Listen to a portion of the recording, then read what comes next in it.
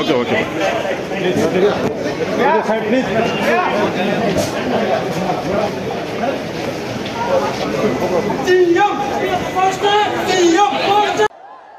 పాదయాత్ర జగన్ గారి పాదయాత్ర లాంటిది కాదు ఇది. బొగ్గలు నిమిరే పాదయాత్ర కాదు ఇది. కష్టాలు తెలుసుకున్న పాదయాత్ర, మాటలతో ఉన్న పాదయాత్ర కాదు, చేతలతోటి చూపించే పాదయాత్ర. అలాంటి పాదయాత్రని చేసిన లోకేష్ గారికి మనస్ఫూర్తిగా నా ధన్యవాదాలు తెలుపుకుంటా ఉన్నాను.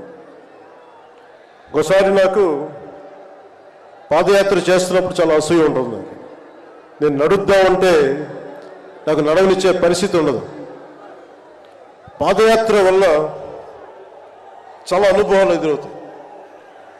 చాలామందితో సాధక బాధలు తెలుసుకోవచ్చు, కష్ట సుఖాలు పంచుకోవచ్చు.